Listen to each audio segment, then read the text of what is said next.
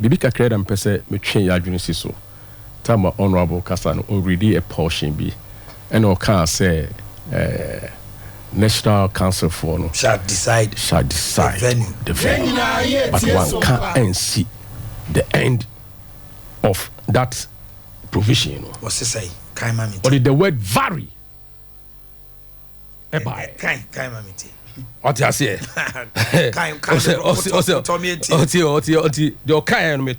The date starting. Okay, we want to have the full article and fullness in here because in law you have to read the document as a whole. Very good. And I'm reading the document as a whole. Article 13(1) or 2 election of the presidential candidate. 1. The election of the party's presidential candidate shall be held not later than 24 months from the date of the national election. Full stop. The date and venue for the election shall be decided by the National Council, provided, that is the proviso, provided, however, that the National Council may, on appropriate occasion,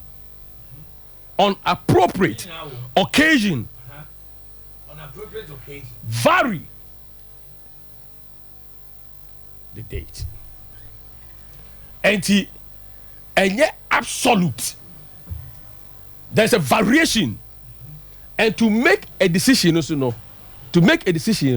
National Council, they are not unto themselves. They are there to make decisions. The stakeholders of the party. And yes, be able to take a decision because of their interest. The appropriate occasion is circumstances leading to that. They may vary, even though may is not compulsory, but that vary. The word vary, no, that is the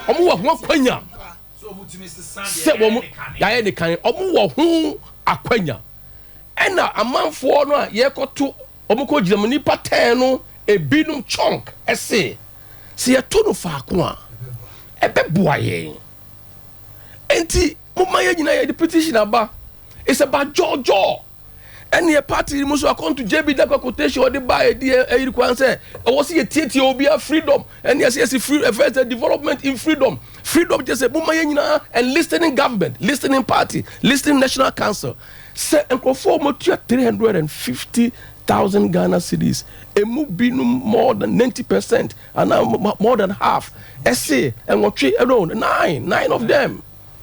Say yes, Remo, and the DMU petition. I am paibo. It's a prayer. And then go to say a beboyan, and nam dear consunti no moment to no faco. Na ye nyina mfo ye nikati ani wan sim say na menu aka yen e di cohesion beba e di asumdue beba. Because at the end of the day, we are not fighting with Yahoo. We are going to face other parties. Okay, now. And until now, ayina ye no. E was ye pe okandinia. Sebe. Oti ejuma ye bie ase. Obia ohu resource ohun se enetie ohun netia ohun se netie. Obia ohunura forest ohun se forest but ohun business ohun empuntuo ohun se bebie nyuma. Kennedy Ohina Japan is a great leader. The reason why a great leader they say was setting pace impose of fa election here ye bekoyimu a menua honorable ti here also catch say Ken say one month but to buy no eniema sesa in the history. Delegates Muntie in the history of NPP since 1992. Yeah, presidential candidature election bia Emma nipa bibre biara. Obi opeso to Frank bia enante ma monase. Enfana this year there en na niso ade hunu emeto mo anim da. Until say Kennedy bagro no mu. Oba group no first no mo kwa ekochiechia nipa group na keka so match no but Kennedy Ohina Japan and them so odi need ama the grassroots odi need ama delegates entino oni the deeper odi kind in this particular election ya onko e kura over 200 constituencies in this country. Akọ delegates nase edi na niso ade hunu enema waya ma party no adutwam enema waya edi ache Ghana mai adutwam ene enema opeso oye edi boa mabunu because the future belongs to them adutwam enti de makinedi oye sonko oye ni pasronko ne se eya na binum ne nam kase o krede Japan ya money contract ya ye ni say why you say enye ono nko na Ghana ya money contract but onu pe ena Ghana former Eko Lebanon utimi mobilizing $400,000 Ghana Eko fa ye nuanom every Lebanon COVID time ahohia mu edon ba Ghana odi wo mo ba no wa musa wo party card wa musa wo regional wo free o se Ghana for enti no dey be also say Ghana first Eko fa ma yi by last week on be fia ha e be dia dance here asante ne wa ye kasai Confidential Teaching Hospital ha ye kan gene oncology department na sankrofo nyina ho enipa o mo tete o mo kase o ba to ma wey o be say no mo nyina ho oncology department cancer kokro mu yade menu say o ye MP wo Ashanti region ha afia kwa Brinof wo mu bi ma me fo no bi anya cancer e bi no yare kokro abli de ka ho o mo nyina ba Confidential Teaching Hospital enso machine e the linear accelerator machine so bi the cancer the management of cancer eno but how much we are down before about 60% of the machine broke down in this region. Now, Obia or Confidential for Nyaka, Nakasa for on the form, Obia or Delegates Muntie, Omo to who? Keke. And I compare Coutin one from them. Obaha, ebe share machine. Me will hobby and was signing a check of $145,000 at the renew oncology department almost contract no that was Swedish company SOMPA. And then machine no year juma yeah ba inspect machine in March all banso and financial pine buy na omo aha omo na mo a what to my way wo be to my way yeah to my way omo try say obia nka na numu asem platform so no they were there omo okumase na omo aso wo hen enti ne ka so be a leader no ye listening leader ne ko so tokro bia mu wote ye ba ye de mpa mako 100 the CEO now me unsa Kennedy okasa Professor Ademensa October no wa chesi the Professor Ademensa was there Dr. Osebo to the head of oncology department ono ne receive scan and ne the linear machine ye juma mo pa mo ko na mo ko hwe you said the best state of the art bed. Yeah. This is a leader. Yeah, or what think or ye nipa somfo. No what think until you call around any delegates nika say you know. You video show no money on the money hu. Kuma se ne way. Tama, na dan kwaku for the wire idea. Also sick Kumasi market.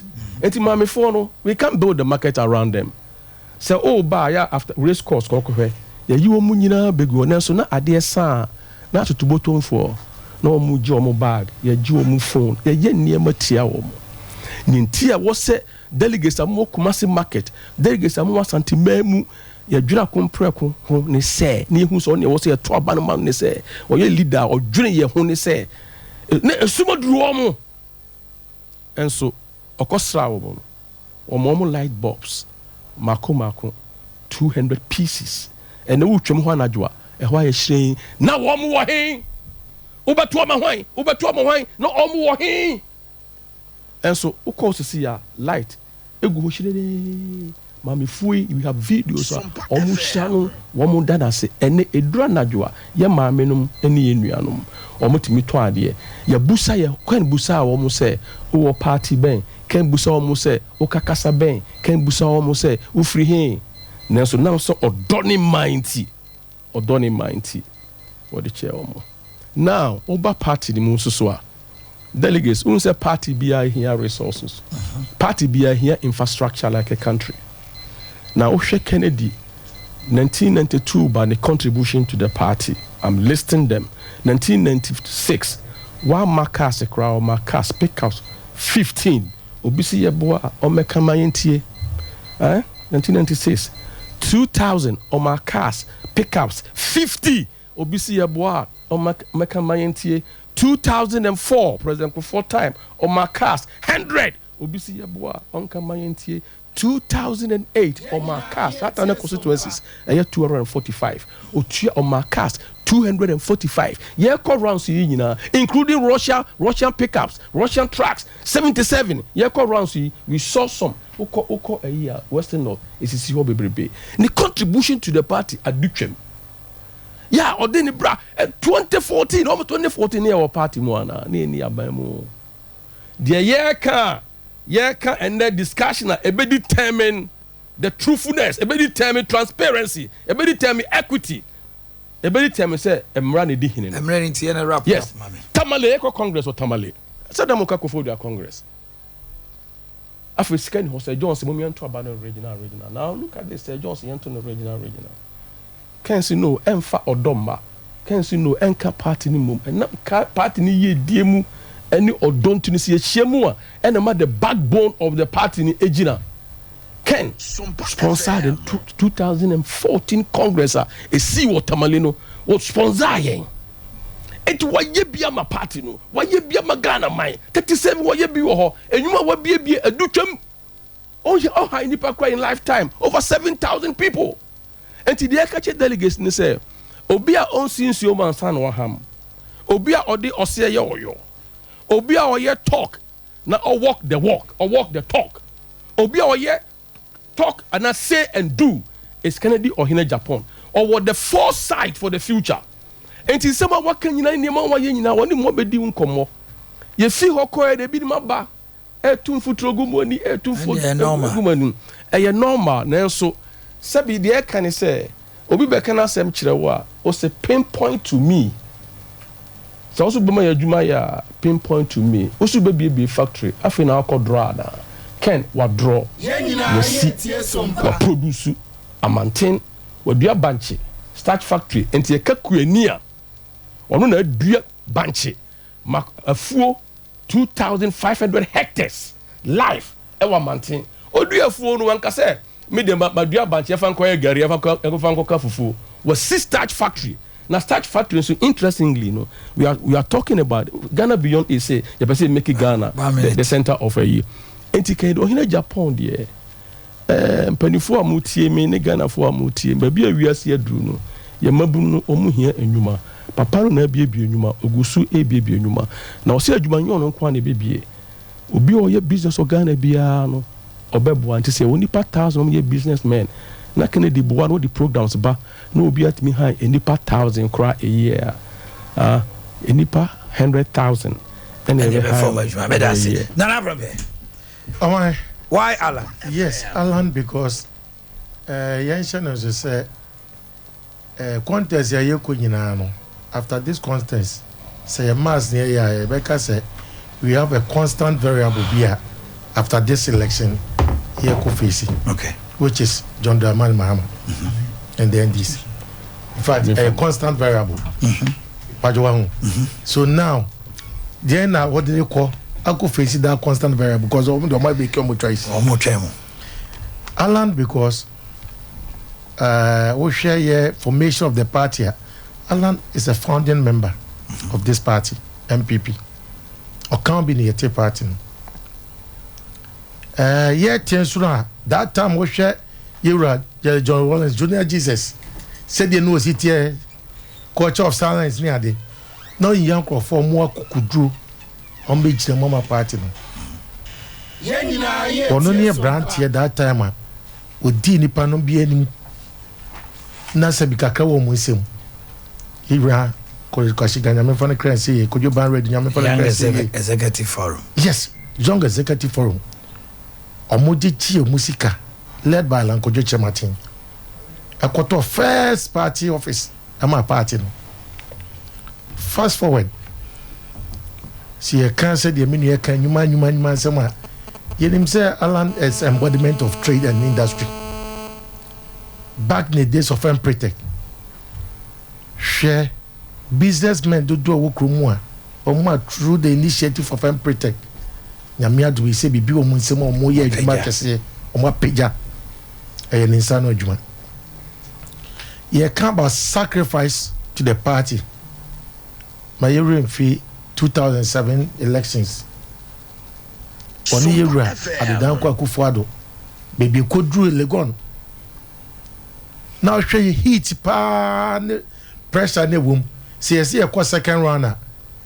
No be any the name a bit me no salon sacrifice for nua pain. Enti nya wan say yewura adedanko akufuado o kasa nyankopon nam ne mu hye enkom.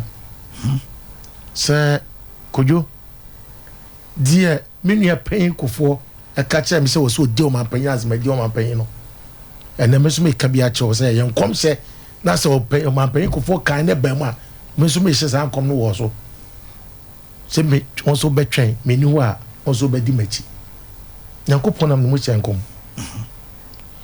won say anye ba kopo ekoya ni ma yesa course anti kotikofi na ye man payini na da kwakufa was introducing the ministers e won come say sa kopi bi odo we bo wedin odo la so say buru asante wa wo de she Dr. Teya Chematimba o free president ache no ye minister bi a wo bo adwuma papa meni wo beba come say bi ma say pi yura wo hwe ye ba yenim no alankojo Chematin free say John Ajekum kofo aboa ama ema ko free yura danko akufuado aboa ama ankra eko school free wo hwa wo ready train so a tema ma wo free sa ankra na ba ko free SHS o ane wo hwa mo su say fortunate for me meba o ka free SHS on they so call level 400 o Ken West no ko so show mu ye o call level 400 o Ken West free a chedodo there be o ma wuti o mutimi o mo dedodo o ma wuti amba o ye wo mo free o mo go school free university free yes it's like I said free enkwala no freedom fighters o ma na onim they have some uniqueness in them meba no afi no be o ma ben pa afi no be onya 21 years or level 400 o be wi se na no pa say wo wi a say nya masters no be ya dia kai say den e adwuma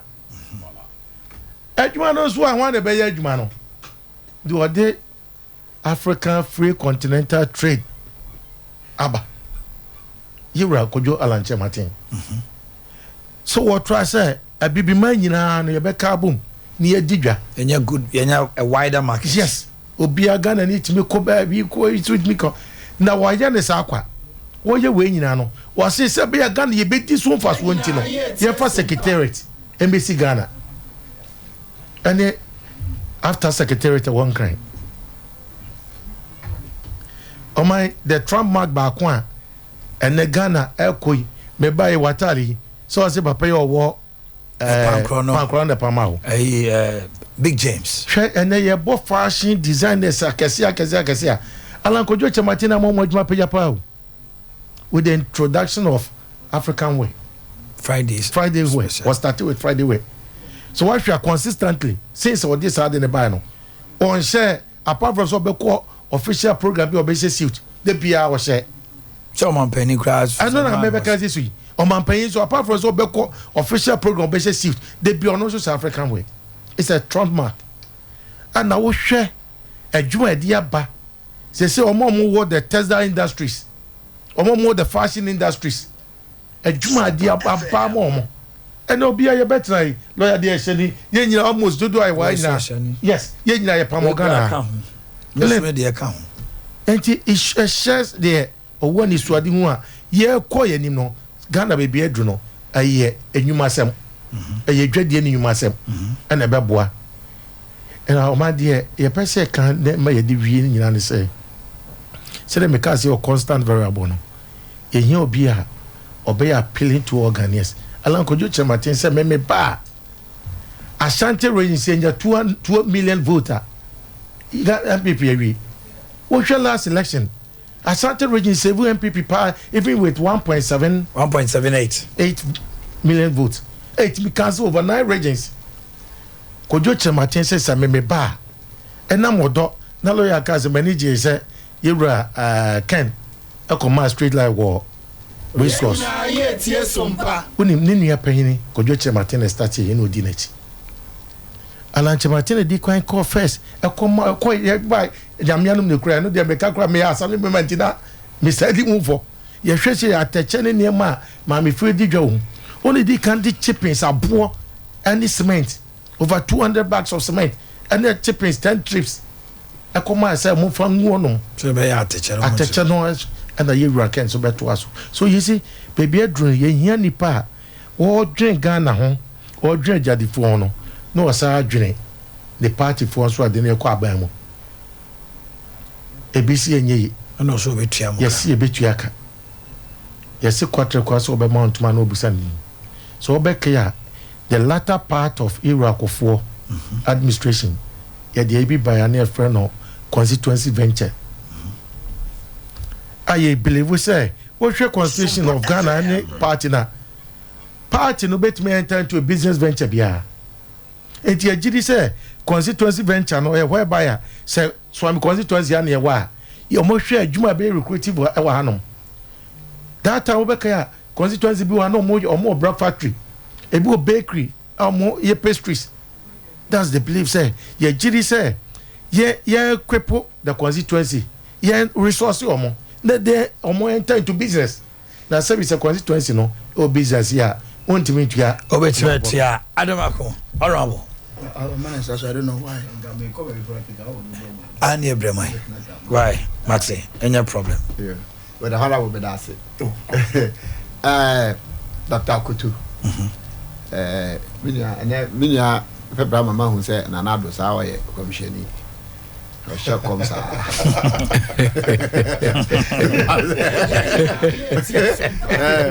akoto de obi anu makoto say yaka say party was say obi a founding member obi abre party no yaka say akoto ye ka ade a waya ma NPP party a enka ade e be chie e bia nka ye sori hande na emom no anam say mbrenti no Dr. Kutu obi a or na immediate past agric minister. That's right. Ewo nanado abaimu and ba agrica obi anim what ba 2017 sana over 30 planting for food and job the ya aduane e ba krom ha aya na binum say oh aduane kra ne board agric minister there o job ne say o ma aduane aba see aduane na aba krom ne there and the agric minister aduma when the ma aduane ba buya na aka say omo aye so omo di aduane ne dey SOMPA FM ubia nim say Ghana ha no ay agriculture country tete ya sorry en kwala brim no a champa kra be operation feed yourself na 70s say Ghana obi esikani wa Ghana ha no wa farmer enti no yem bisa ho say ade enti na ne sa ade no afri ho afi say ya divert free ya ankasa the say ya ma oman no konanim and there's a odura dum na okọ ashtown no kwa dan esi o nyina na ya farmers for dan no correct then and ne farming atofo Dr. Kuto say ya to abano mano na obe president ha obesan nyane agric ama agric asana be backbone of the economy say na yi nyina yi nim no because obe industrialization krada so obe one factory one whatever obe use agric because agro process area agro produce na ba be so ba be sa de ne dia and the na say ya fa agriculture serious me baba de bia meka me say ya try economists ya try administrators ya try omo businessmen say ano adu say be try obi a we agriculturist na anam say Ghana ya agriculture country ni ntino na wadi ekọ obashana house because Ghana ha de bia meka so okọ na say unsan kwala atwa no mu di aban atewa na kom na de omo obi agidi mia wonkaya ban na emu so unsan kwala na ni apre no mu kasa no mu yedi a wo da kwala say go be crab wide nti wo da pa akokoto fufu mo mu di o mu di wi a mu ile fi aban nti akoto enim say agric ene ebetima kuta oman me ka say food plant for food and job buy I read 2022 ye ko hanga 18 ewo Montreal ewo Canada nipa lo ko present Ghana no we use planting for food and job in odi any debate before say Kufuor from Kufuor Rollins to Kufuor up to fair to say John Dramani Mama. Now hang up now 28 from Rollins. You bedru fair to say John Dramani and Mama now at Tishwaba 15 point something. Dr. Kutobe Sumu or course say at Tishwaba 13 point something percent. That means and there's all kind kura come woman won't me fa Ghana yede. Enka ho and so wo hwe niam akotodi agu kwam e wa agric sector se nye se danka wo ye de oman ni hye nsem na oka se wo toa so ade a ode atoto akwam no nka Ghana nka me ma obe 4-5 years no Ghana nka ehu ade e fe no kom e na ehu ade o fe ni here because agric na nka sa timi create jobs. Okay, agric na nka sa so tima oman ni sika. That's right. That is why I say Ghana a agriculture country enti me kasa ma delegate say wo pese Ghana esesa na udidi men na ohoto na obanya adwuma ya na se otoma akoto efi se wana ba obetimi di agric na yeto ya Ghana din say agriculture country no wana be translating it into wealth and work and I say jobs. Okay, thank you Baba Mami Bravo. Oh yes, Obo Baba Retina. Mami Bravo, I too. Yes, just a few comments about the Eminia Bema Kanye about the Constitution. Mr. Reading the bill. You okay? With your permission. See, the election of the party's presidential candidate shall be held not later than 24 months from the dates of the national elections. From the dates of the national election. This is very clear. The date and venue for the election shall be decided by the National Council. SOMPA FM. The date has been decided. It's left with the venue. The venue is yet, the venue modalities, it's yet to be decided. You don't vary what has not already been decided. Okay. The point to make you say, the National Council can also vary. Wait for the National Council meeting. When it is done. When it is done and you feel said, yeah, but you are not comfortable. We can vary it. The date and venue. You wait for it to be said before. The modalities has not even been decided. As we sit here now, you don't know where you are going. Yeah, we are only based on precedent. Congesturing because precedent, 2014, council decided say on a regional basis. Okay. Council is yet to meet today. So they can even vary it. But petition no they are just praise and appeal. Even no more because yesrem. Kamunye ni say my moi. Name sra yesre say.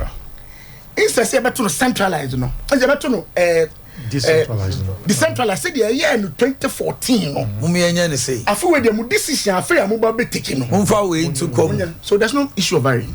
Okay. Yenyan started issue of varying cry. And that is why I left that aspect of the I'm aware of the Constitution. I'm very much aware. When I'm making appeal, say proud to the decision now we've been making. Yes, can we say if they decide, see Antonio Regional, you can still make your case and say so no. Appeal near the by your feel say it's still strong. National Council still has the power to change that. They still have the power to vary it. It may say a lawyer, only to say decision no barrier. Not so percent you vary. You can lose that. We can talk about this over and over again. No problem. But let me make this point. Me need Dr. Baumia in Komo. Neither have I spoken to the team officially on position. Okay.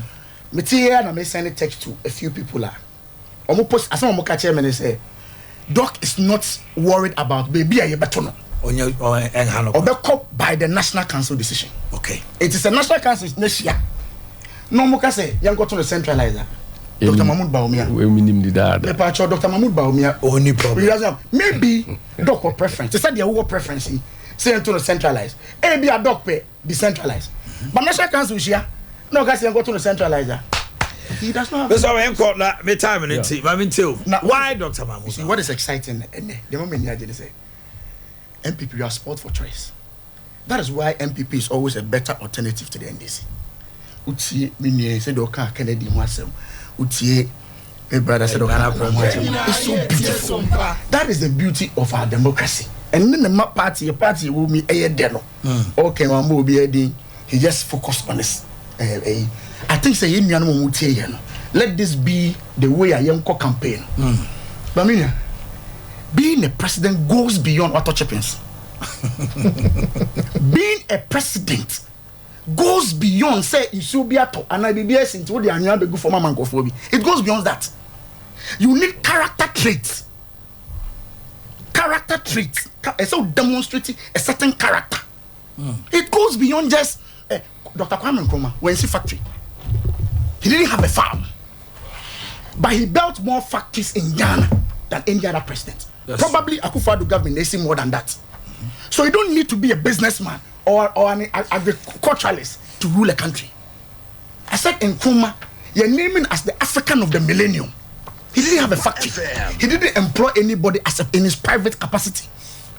But your man, 2 million be a president, no, he demonstrated a certain vision. So for me, Semi leader, I look beyond Obi Wakoto Chippings. I look beyond a businessman who has made so much money, very legally, any problem. He has done so well for himself. But I'm saying, being a president, you need character traits. Which is? You need to demonstrate a certain level of vision, a certain soberness to lead, a certain calmness, a certain respect to lead. And that is why I said I'm for Dr. Mahmoud Bawumia. You see those traits? I see those traits. Let me tell you. 1992 constitutional rule by from 92 to 2023. It's 31 years. Mini Anomoka say he talked about from 92, Alan Martin, Oka 92. Beautiful. We thank them for that effort. Out of this 31 years now, 15 years of them, the most marketed candidate in this our constitution, in this our party, is Dr. Mahmoud Bawumia from 2008. None of the candidates, he's the only person among them who has been a vice presidential candidate twice and a vice president on 2 occasions. He's the only one. He's the only candidate who has that trait. He's the only one. The most marketed from 2008 to now. Obi Obekacho said, Dr. Mahmoud Bawumia, from 2012, you lose election to 2016. Yeah, 2016, you win in 2016. If Bawumia didn't contribute to that, hugely, even Nana himself, doing his inaugural speech, or say, I can tell you where I am. Baby Amedri, there's one man who I never go without having political discussion with. That's Dr. Mahmoud Bawumia. That's Dr. Mahmoud Bawumia. Service. He takes his time. He has learned. He is the most prepared for this job. I'm telling you. So I'm telling you, sir, it goes beyond, I have a factory. Beautiful. And I'm saying, I commend Minyakere Japan. He's done so well. Offend you back. But when you become president, you don't run the country with your own money. That's not how it is done. President being what Mr. Bottom can run. That is why you need somebody who can manage, who be sober. Mahmoud Bawumia, of all the 10, Obi who has been vilified. The dinner from 2008 to now is Dr. Mahmoud Bawumia. Check whether he has responded in equal measure before. His level of temperament, his shock absorbance is unmatched. And that is why I'm for him. It is unmatched. He's able to contain all the insult, everything that has been said about him all these years. He's unmatched. And so when I hear, he talked about after. He talked about industry. Is that an achievement of Mr. Alan Martin or an achievement of government? Government. Is that an achievement of... But he led it. Okay. So he's part of an economic management team. That's right. Mr. Alan Martin is part. Yes. There's a head of the economic management team. Trade is part. Agric is part. Finance is part. Roads. Everything is part of the economy. Now get this point. Say trade anymore. Who do you attribute that success to? The leader. Is it the head of the team or the sub-head who was assigned to that particular industry. Me perceive this principle too. So if Mr. Alenche Martin as a sub-head can be attributed on why we are fantastic, why are there? Nobody can take it away from him. When there's a problem in other sectors of the economy, don't blame the head, blame the sub-head. Okay. That's the point. So let's have that principle. So it's a trade idea. So let's have that principle. Yes, it trade idea. So financing go ya men fan question. Why you blaming me? That means the person is not a leader. Oh, so no, because I can't wait because I can't wait because who your leader who taking control of your management team and you shifted blames. Nobody shifted blame. Did I shift blame? No. I didn't shift blame. Me see, let's have a certain level, a certain principle. Says a trade idea. You are not attributing it to the leader, the head of the team, who is in charge of everything. Name of the minister. But for the minister. But that baby say there. And the other, why do you attribute it to the leader, but not the minister? Now said the minister. Okay. I get your principle. So if trade has done well, me and you to say they have done well. Why are they? Let's all accept, say, collectively as a team, you have performed. But baby, so let's collectively accept, say, we have not performed. But it is unfair for you to attribute one side to one person and attribute the wrong side to the head. That's the point I'm making. Thank you very much. And I wish you wish to want a rebuttal. To summarize, no, me rebuttal. My mini birthday, no. No, 1 second, person will do birthday. I say, he's a parliamentarian, and I believe in the law. The Constitution of the Republic of Ghana, I tell you who qualifies to be a president. Why? Who should did man? And absorb. Enim. So Uncle Article 62. Absorb in count. Amount has to be a Ghanaian. Number one, you have to be a sound mind. Or sound mind. Or temperament. Or wait. Mr. Minister, Mr. Honorable, let me just land because you are taking us on a different agenda. What does the Constitution say? Those are my character traits. All right, let me